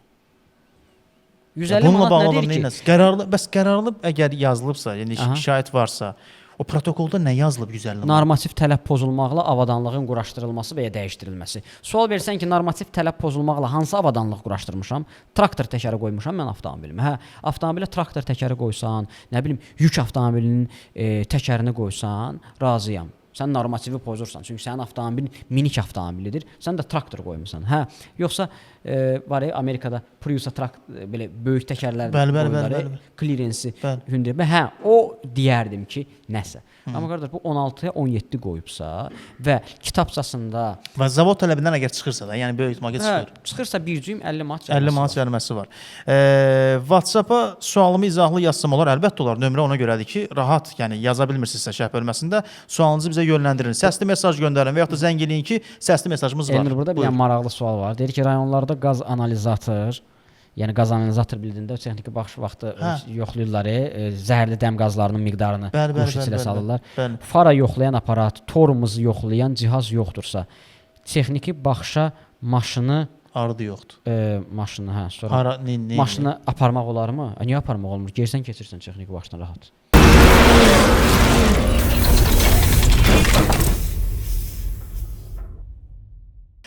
Səs atmışam sizə. Yaxşı, gəlin səsi dinləyək. Qardaş, maşın Hyundai Sonata 2 motor, dizel 2009-cu il. Siz necədir? Mən bütün sənədlər hazırdır. Yaxınlaşıram, oradakı məsul şəxs mənə deyir ki, 10.000 manat yazılıb da orada avtomobilin dəyəri. Deyir ki, onun çekin al gətir. Mən də ona başa sala bilmirəm ki, yəni qanunda elə bir şey yoxdur da, bank sənədi nəzərdə tutulmayıb. Mən siz deyin ki, mən banka hansı məbləğlər ödəməliyim? Gedim ödəyim. Banka yaxınlaşıram, bank deyir ki, biz bilmirik. 30 manat. Siz nə qədər ödəməlisiniz? Yəni onlar onun üstünə atır, bu da bunların üstünə atır. Bax, vəziyyət bu yerdə qalır. 2 motordur da, Hyundai Sonata 2 motor, 30 manat mühərrikin həcminə və ilinə görə olan rüsumdur. 30 manat da Çex pasport. Cəmi 60 manat onun xərci var. Nə deyir ki, biz baxın, sürücülərimizin ən çox üzləşdiyi problemlərdən biri qeydiyyat zamanı alqı-satqı müqaviləsində deyir ki, Elnur, sən mənə maşını satırsan, neçəyə satırsan, yazırsan ora 12.000 manata. Vəssalam, 12.000 əllərində olur. Kozur və deyirlər ki, get 12.000 manatı qoy banka. Bəli. Qanun deyirsə, deyir ki, nağdsız hesablaşmalar haqqında qanunun 4.1.1 yadımdan çıxdı. 4 nəsə. Onunla bağlı biz səhifəmizdə video paylaşmışıq. Nağdsız hesablaşmalar haqqında 3.4.10-cu bəndi səhv etmirəmsə. Orada qeyd olunur ki, iki fiziki şəxs arasında hər hansısa bir alqı-satqı baş verirsə, avtomobildən söhbət gedir. Bunun üçün bank sənədinə ehtiyac yoxdur. Yəni, sən avtomobili salondan alırsan, servisdən alırsansa, hüquqi şəxsdən alırsansa, o zaman sən pulu köçürməklə, yəni qoymalısan banka. Ki, bəli, 50.000 alıram, 40.000 alıram, 60.000. Amma təsəvvür edin ki, bizə müraciət edirlər, ata övladına, adına maşını keçirir. Bəli. Kişi yoldaşının adına maşın keçirir Bəli. və s. Və buna görə deyirlər ki, Maşın qiyməti nə qədər yazmısan? 8000 manat. Get banka pul deyir ki, ata oğluma verirəm, maşının adına keçirirəm. 8000 mən almışam, vermişəm. 8000-ə 10000-ə vermişəm. Oğlumun adına keçirirəm. Bəli. Bu tələb qanunsuzdur, əsassızdır. Nağdsız hesablaşmalar haqqında qanunda da açıq-aydın şəkildə göstərilib bu.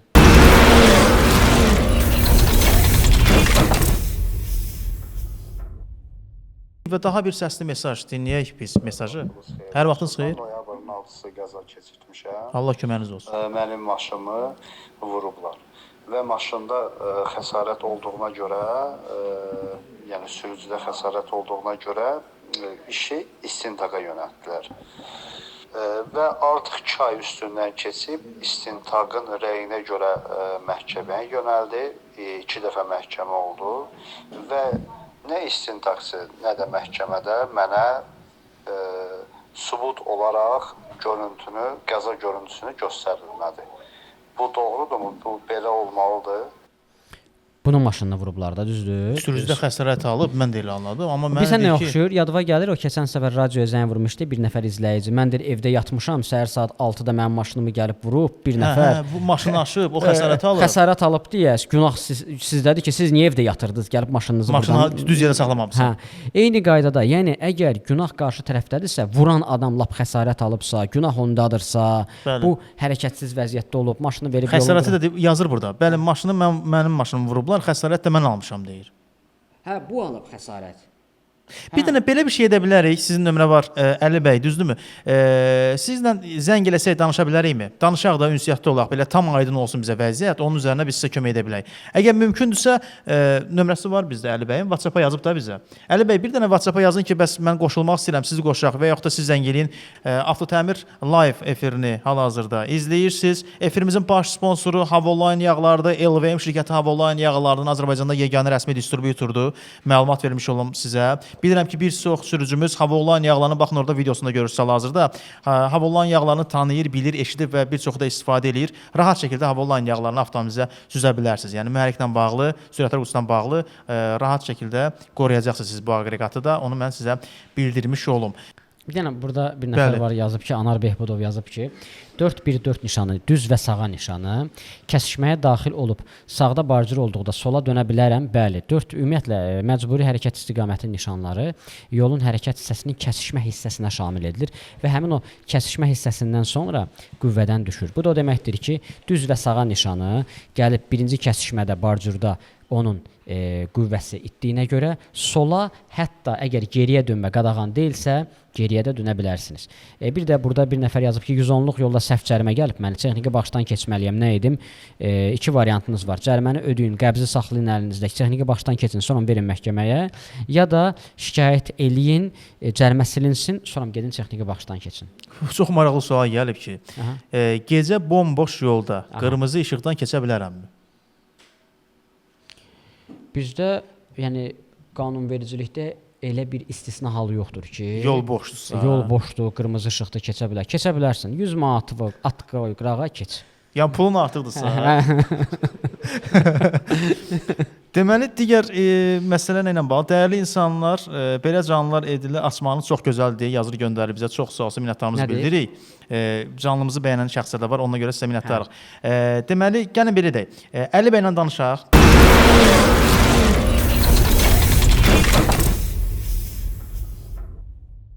Hər vaxtınız xeyirli olsun Əli bəy. Buyurun, indi sizi eşidirik. Zəhmət olmasa bir də sualı təkrar eləyin. Çox sağ olun ki, diqqət göstərdiyinizə görə.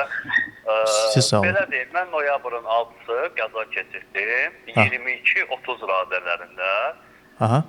Və orta zolağı tutub istiqamətini davam edirdim və mən məhəlləyə dönüş edərkən 40 metr qalmış, mən sağa pavrotnikimi yandırdım və mənim sağ zolağım avtobus zolağı idi.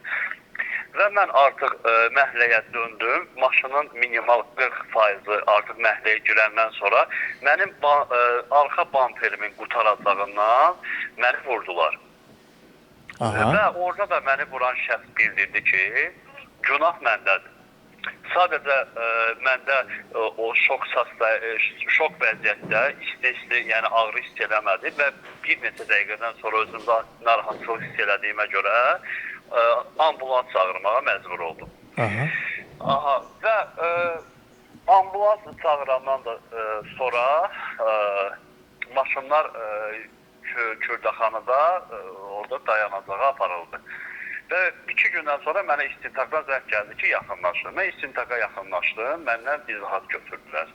Və ondan bir neçə gün sonra da yenidən çağırdılar. Və mən görüntü tələb elədim ki, mənə xahiş edirəm görüntünü göstərin, mən öz qəzamın görüntüsünü baxmaq istəyirəm. Bəli. Eyni bu sözü mən 2 aydır hər gün demək olar ki, tədqiqatçıya deyirəm, xahiş edirəm, mənim görüntü göstərilmir və şifahi şəkildə günah səndədir, günahın səndə olduğunu özün də bilirsən, bizi yorma. Yəni bu sözləri ifadə edə, yəni mənim işimi məhkəməyə yönləndi. Məhkəmə də dekabrın 25-i bir məhkəmə oldu. Qarşı tərəf məni vuran tərəf. Məndən hakim soruşdu ki, siz qarşı tərəf burada olmadığına görə məhkəmənin aparılmasını istəyirsiniz. Mən yox deməyimə baxmayaraq məhkəmə aparıldı. Və yenə də 30-una uzadıldı. 5 gün sonra mən yenidən Sabunçu rayon məhkəməsində iştirak elədim. Qarşı tərəf yenə də gəlmədi. Və heç bir sübutsuz, dəlilsiz, görüntü olmadan və mənə orada eskiz göstərdilər ki, sizin qəzanız belə yazılı formada da göstərirlər ki, sizin qəzanız belə olub. Halbuki yəni məni orada elə görsən ki, mənim yolun ortasında mən bunun qabağına belə vurmuşam maşını, məni vurub. Yəni elə bir şey olmuyor. Yəni mən ən az nə qədər professional sürücü olursa olsun qarşı tərəf, mən əgər bir sürücünün qabağına sağa olub vurub üstünə vururamsa, minimum olaraq ya ortalama ya da arxa sağ qapımdan mənim zərbə dəyməlidir. Mən isə maşınımın 30-40%-ni artıq məhəlləyə daxil olarkən mənim arxa bampermin bitəcəyi yerdən vurdular. Və günü bugünkü günə də mən məhkəmənin qərarına razı deyiləm deyə mən şikayət eləmək istəyirəm. Və orada mənə dedilər ki, 10 gün ərzində şikayət eləməlisən. Və mən bu 10 günün artıq 8 gününü mən hər gün yığmadığım qurum qalmayıb. Və heç birinə də əlim çatmır. Mənim sualım ondan ibarətdir ki, mən hara şikayət edə bilərəm? Manevr edən sürücü, sağa və yaxud da ki, sola dönən sürücü dönməzdən əvvəl siqnaldan istifadə etməlidir, yəni dönmə siqnalından, pavarotnikdən. Ondan sonra əmin olmalıdır ki, heç kimə maneçilik törətmir, sonradan dönməlidir. Siz demişkən, əgər həmin avtomobil sizin sürücüdə, yəni sizin avtomobilinizin ön tərəfini ortalama və yaxud da ki, arxa qapı tərəfdən vurmuş olsaydı, deyərdim ki, burada günah sizdədir. Amma siz artıq dönəndən sonra arxa bufer gəlib dəyibsə sizə, bu həmin adam demək ki, yüksək sürətlə gəlib və qaçırda bilməyib və fikirli olub, birdən başını qaldırıb görüb ki, sən demə bunun qabağında maşın dönürmüş. Bununla bağlı mən sizə tövsiyə edərdim ki, birbaşa Daxili İşlər Nazirliyinin dəftərxanasına, kargüzarlığa müraciət eləyəsiniz. Bu içəri şəhər tərəfdə olan mumla üzbəüz, çumla üzbəüz. Yaxınlaşın ora, birbaşa gedin şikayətinizi orada bildirin ki, mənim işimə baxılmır.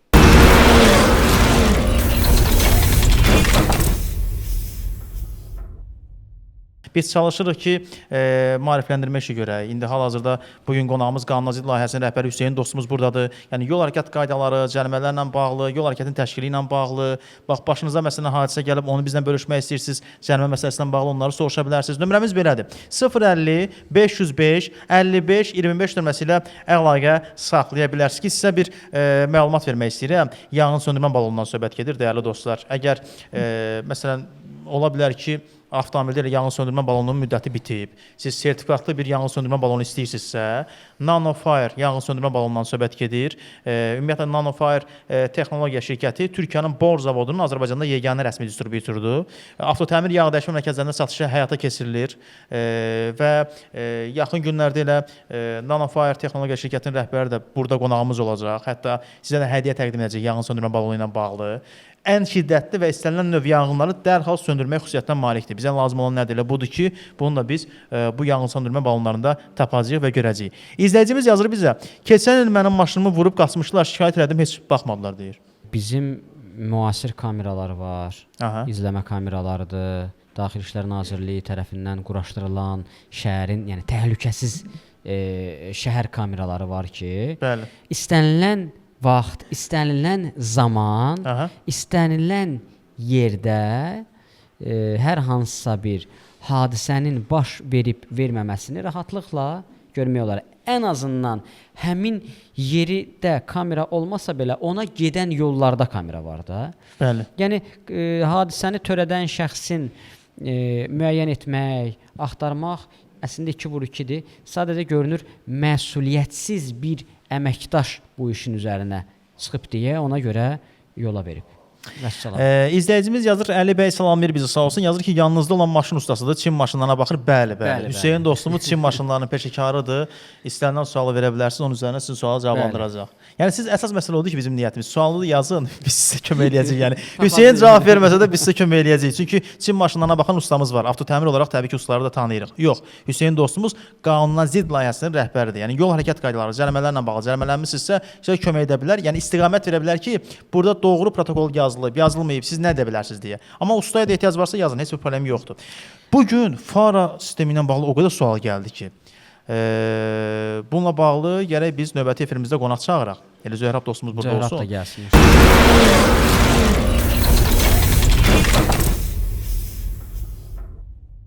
Sükanı 2 əllə tutmalıyam, yoxsa 1 əllə sürə bilərəm? 3 əllə. Yəni 2 əl olmaz. Mütləq. İndi bir məsələ vardı. Bəzən bununla bağlı hətta efirimizdə sual da olmuşdu. Sual verib hədiyyə qazanmışlar, yadıma gəlir. Deməli izləyicilər. Deməli necə idarə edənlər var da, əlini sükandan çəkir, dizi ilə, ayağı ilə belə sükanı hərəkət elətdirir. Hətta dönər da yersin. Əlində işi olur. Belə ayağı ilə, dizi ilə sükanı bax idarə edir. Onun 2 əli də çəkməyin cəriməsi var. Hə, 2 əli də sükandan çəkməyin cəriməsi 40 manatdır, amma bir əllə bir əli çəksən, bir əlin sükandadırsa heç bir cəriməsi yoxdur. Amma biz tövsiyə etmirik də, imkan daxilində əlinizin ikisini də çəkin, sürün. Çəkin. Çəkməyin. Deməli, salam əziz avtotəmir komandası, salam izləyici bizi sağ olsun. Sualım belədir. Yolda 60-lıq sürət olan yolda 30 ilə 20 ilə gedənlər niyə cərimə olunmur? Çox maraqlı sualdır. Əslində bizim qanunvericilikdə maksimum sürəti məhdudlaşdıran nişan var. Yəni 50-dən yuxarı sürə bilməzsən və qanunda minimal sürəti məhdudlaşdıran nişan da var. Minimum 50 ilə getməlisən, minimum 60 ilə getməlisən. Bu nişan var, amma Azərbaycan Respublikasının heç bir bölgəsində, heç bir rayonunda, heç bir ərazidə bu nişandan tətbiq edilmir. Minimal sürətin məhdudlaşdırılması yoxdur. Olsa belə, normalda nişanın tələbini pozmasına görə 40 manat cərimə yazılacaq. Əgər o nişan varsa. Yoxdur. Əslində yaxşı olardı. Məsəl üçün aeroport yolunda sürət 90-dır, bir də görürsən ki, ən sol zolaqla 60-la, 70-la geyirlər. Siqnal verirsən, inan vecinə deyil. Gəlirsən yanından keçirsən ki, yaşlı bir kişidir. Yəni bilmir, yəni maşın sürdüyünü anlamır ki, bu yoldadır. Və yaxud da kimsə telefonla yazır. Hə, o da var. Burada sual verdilər, bayaqları maşının sazlığını necə yoxlaya bilərəm? Açıqlama verdilər axı. Nə yazdılar? Deyir ki, texniki baxış məntəqəsində avtomobili yoxlayan cihazlar yoxdursa, yəni farasını, nə bilim, o katalizatoru və s. mən necə bilə bilərəm ki, sazlı yoxsa yox? Yəni buna o necə texniki baxış məntəqəsidir, çox maraqlıdır. Gəlsin Bakıya müraciət etsin və yaxud da digər rayonun texniki baxış məntəqəsinə müraciət etsin, ya da ki, məsələn, xaricdə belədir ki, avtomobilin sazlığı barədə sənədi dövlət deyil, şəxsi şirkətlər verir. Məsəl üçün servislər verir. Bu yaxınlarda mənim bir dostum İngiltərədə qalır. O deməli avtomobilini texniki baxışdan getdi, keçirtdi. 50 funta rüsum ödədi servisə. Və servisdə onun avtomobilində nə varsa buna həm PDF fayl formatda verdi, həm də sistemə yerləşdirdi və buna dedi ki, bax, sənin təkərlərin keçəldi, bundan keçə bilmərik. Bu da Azərbaycan sayağı dedi ki, sən yaxşı, mən yaxşı, balan yaxşı, keç. Qohum çıxdılar da, yəni belə də, dost ol. Keçdilər. Yəni deməyim odur ki, orada şirkətlər, servislər bunu edir. Amma bizdə dövlət tərəfindən texniki baxış məntəqə. Hətta mən sizə deyim ki, təlimat var. Daxili İşlər Nazirliyinin hətta qərarı idi, səhv etmirəmsə ki, bu texniki baxışların keçirilməsi hüquqi şəxslərə həvalə edilsin. Yəni servislərə. Bəli. O daha rahat olardı da belə götürəndə.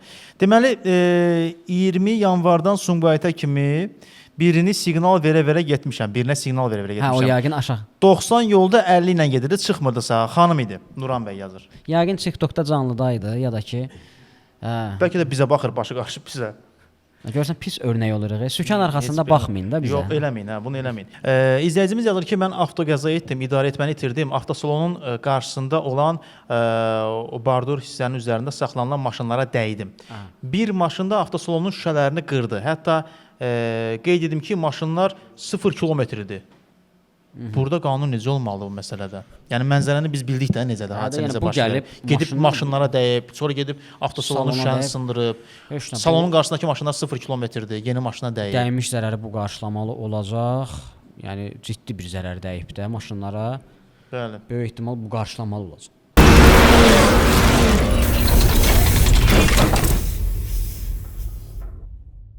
Məndə Yunizədir. Sentyabr ayı buraxılışıdır yazır. 2300 kilometr gedib yağı dəyişmək lazımdır. Ümumiyyətlə yağ dəyişməklə bağlı, baxın marka sizə 2300-ü keçib burda bilək. 2300-də gəlməsi var. Deməli, yağla bağlı, bax yağ dəyişməklə bağlı bizi hal-hazırda izləyənlər. Havoline yağlarını sizə məsləhət görürük. Yağ markası bilirəm çoxdur. İstərsiniz sürücülərin fikirləri qarışa bilər. Gedirsiniz, bir çox markalar görürsünüz. Yaxşı markalar da var, demirəm yoxdur. Sadəcə olaraq əziyyət çəkib araşdırma axtarmaq istəmirsiniz də biz sizin üçün araşdırmışıq, narahat olmayın. Havoline yağlarını rahat avtomobilə süzə bilərsiniz, bu marka, bunu qoyuruq kənara. Digər məsələ ki, ona neçə litr gedir, yağın qatılığı nə olmalıdır, çeşidi nə olmalıdır. Bax bununla bağlı avto təmir, yağ dəyişmə mərkəzinə zəng edə bilərsiniz. Əli bəy, sizin suala cavab verirəm və digər dinləyicilərə yağ dəyişməklə bağlı 7/24 fəaliyyət göstərən yağ dəyişmə mərkəzimizə zəng edə bilərsiniz. 050 444 55 35 bizim əlaqə nömrəmizdir. Bax yağ dəyişməklə bağlı nə vaxt istəyirsiniz zəng eləyin, qiymətlər, çeşidi, qatılığı, havoline yağları, digər markalar hamısına bağlı cavab versinlər. 050 444 55 35. Əli bəy, suala cavab verdim. Arda-arda yazmısınız. Ona görə bildirmək istəyirəm sizə. Sual oxumaq istəyirdim. Buyur. Salam aleykum. Maşının farası lupadır. Ona LED lampiçka qoymaq olar, yoxsa yox? Maşının farasına, modelinə görə dəyişir. Yəni modelini bilməliyik, hansı modeldir və hansı LED-dən istifadə etməyi, onu da texniki tərəfini Zöhrab bəy bilir. Model deyilsə bəlkə bilərik. Prioraya pnevma quraşdırmaq olar. Bəyəxlər elə bir suala cavab verdik də. Onu oxuduq biz onu. Hə, yəni quraşdırmaq olar, yetər ki, ixtisaslaşdırılmış servisdə bunu edəsiniz. Səsli mesajlar var. Kia Forte deyil, Kia Forte olar. Amma hansı LED-dən istifadə etmək olar? Azum işıqlandırma studiyasına müraciət etsəniz, onlar sizə tam deyəcəklər.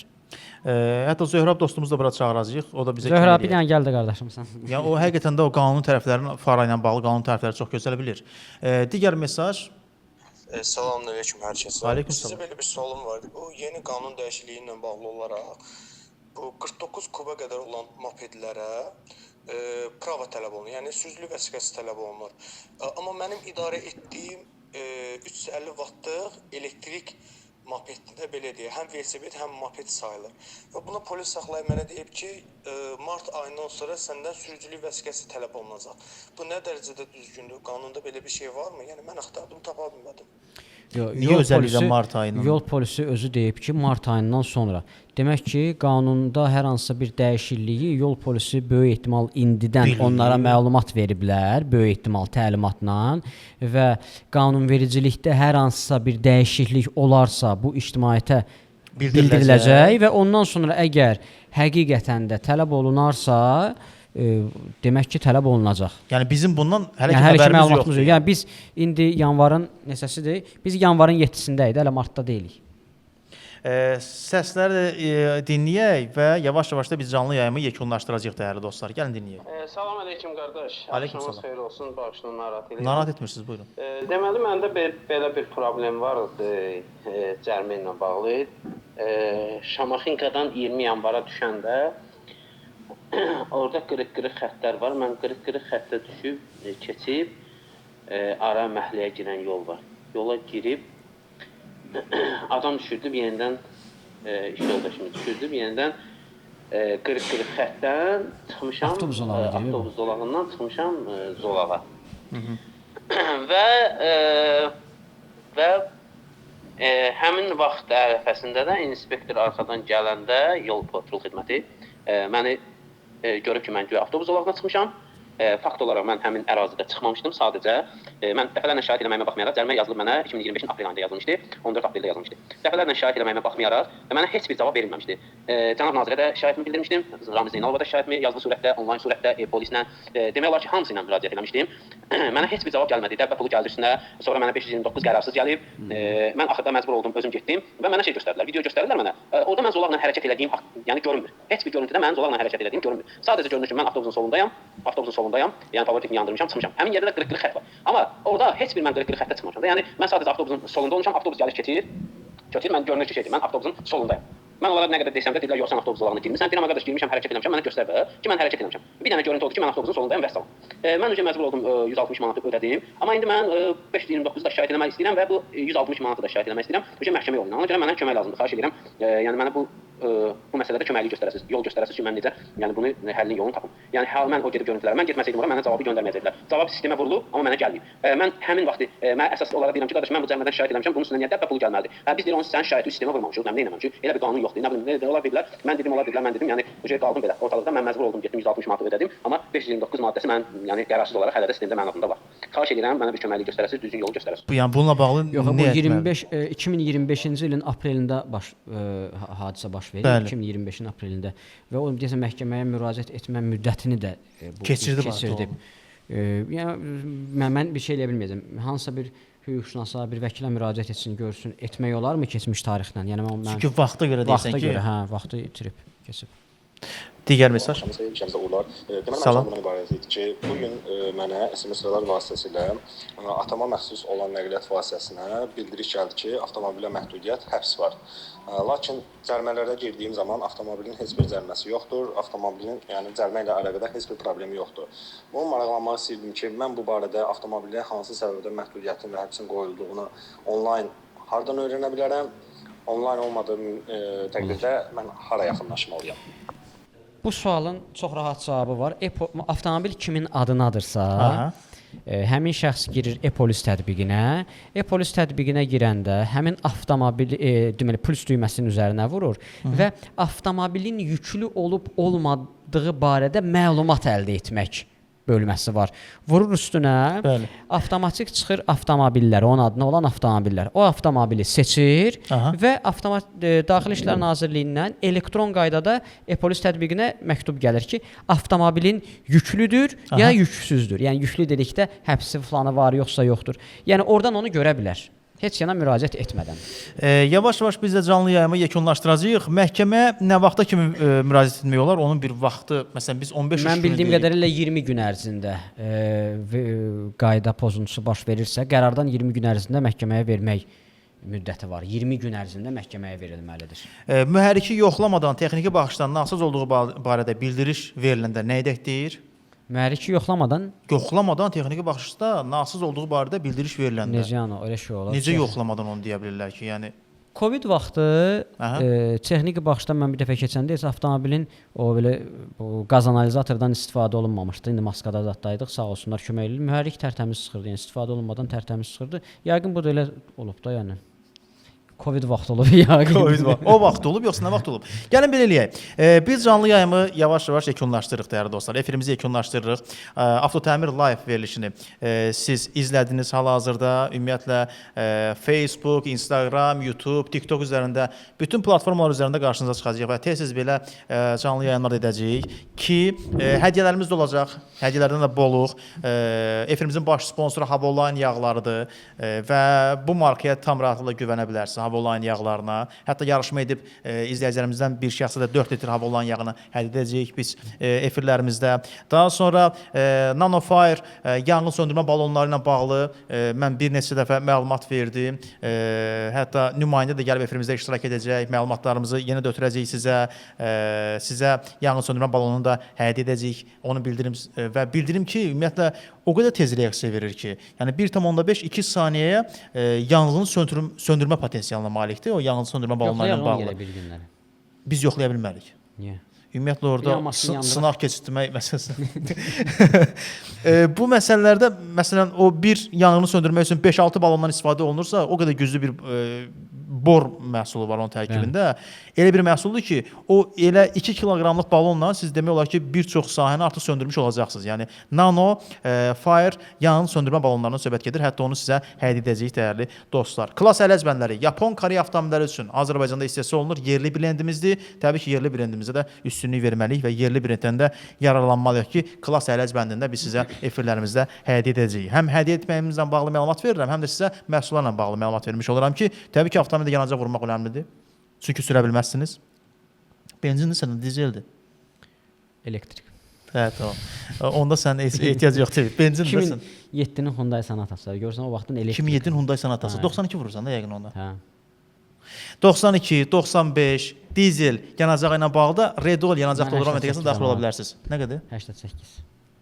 Sən 92 deyirsən 88-əm, deyil mi? Hə, bilirəm də. Yaxındır da sənə. Redol yanacaq doldurma məntəqəsinə yaxınlaşa bilərsiniz və 2 filiallar qarşınızdadır. Bunu nəyə görə deyirəm? Çünki biz yeni yanacaq doldurma məntəqəsi gördüyümüz zaman ona daxil olmağa qorxuruq. Niyə? Çünki deyirik ki, bilmirik də yanacağı necə olacaq oranın. Əksinə məncə yeni yanacaq doldurma məntəqəsində adı yeni görəndə adı. Məsələn sən ad çəkmə burdan, amma bir sual verim də. Yanacaq doldurma məntəqəsi görəndə, daha doğrusu özünün yəqin ki, ağlında bir yanacaq doldurma məntəqəsi var da, daim onun filiallarına gedirsən də, düzdürmü? Aha. Yox. Yox? Fərq eləmirsən, hə? Yox, bir yanacaq doldurma məntəqəsindən istifadə edirəm. Bir şirkətin, sən demişkən, başqa-başqa filiallarına gedirəm. Aha, sualım nə idi? Məsələn, belə sürücülərimiz var da, gedirlər, amma yolda yanacaq bitdiyi vaxtı həmin yanacaq doldurma məntəqəsini axtarırlar. Çünki ona güvənirlər axı istər-istəməz. Amma məsələn, Xırdalan dairəsi yaxınlığında, bir də Zabrat yolunun üzərində rahat, tam əmin ola bilərsiniz buna. Redol yanacaq doldurma məntəqəsinə daxil ola bilərsiniz. Nəyə görə deyirəm? Çünki yeni yanacaq doldurma məntəqəsidir. Sistem təmiz, çən təmiz, filtrlər qaydasında. Hətta yanacaq sisteminə baxan Pərviz ustamız orada bir neçə dəfə çəkiliş edib, yoxlayıb o sistemi. O da bildirir ki, yəni rahat avtomobilinizə Redoldan yanacaq vura bilərsiniz. Eyni zamanda bonuslar da var Redolda. Bu məlumatda mən sizin nəzərinizə çatdırıram. Mən burada bir şey vurğulamaq istəyirəm. Nəyə görə Redol Zabratla Xırdalan tərəfdədir? Hər iki tərəfdə texniki baxış məntəqəsi var deyə bəlkə ona görə. Ora gedəndə orada yanacağı vurub rahat gedə bilərsiniz ki, avtomobiliniz daha da sağlam olsun, texniki başlığında rahat keçə biləsiniz. Və biz canlı yayımı yekunlaşdırırıq dəyərli dostlar. Hüseyn, çox sağ ol. Sağ ol, sən də sağ ol dəvətin üçün. Komanda uğurlar arzulayıram və düşünürəm ki, bu proyekt daha əlverişli, uğurlu olacaq. İnşallah. Ən əsas bizim məqsədimiz sürücüləri düzgün qaydada maarifləndirməkdir ki, artıq pulları ciblərində qalsın, cərimələrə verməsinlər. Bəli, tam doğru. Redol əla yürüş verir deyə izləyicimiz yadı çox sağ olsun, minnətdarımızı bildiririk. Dəyərli dostlar, efirimizi yekunlaşdırdıq. İnşallah gələcək efirlərdə görüşmək ümidi ilə. Sağ olun. Sağ olun.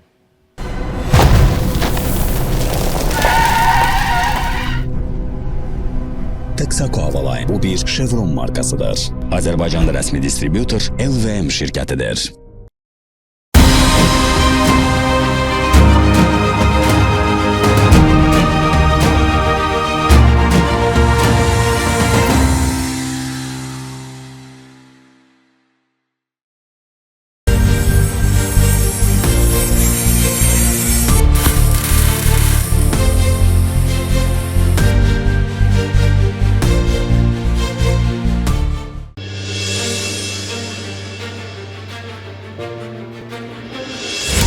Əziz sahibkarlar, siz də yanğın balonlarını dəyişdirməkdən yorulmusunuz və xərclərinizə qənaət etmək istəyirsiniz, doğru seçim etmək istəyirsiniz? Nanofire Technologies şirkəti doğru seçim etməniz üçün sizin yanınızdadır. Bizim dünyada rəqibimiz yoxdur. Çünki yalnız Nanofire Borex balonları.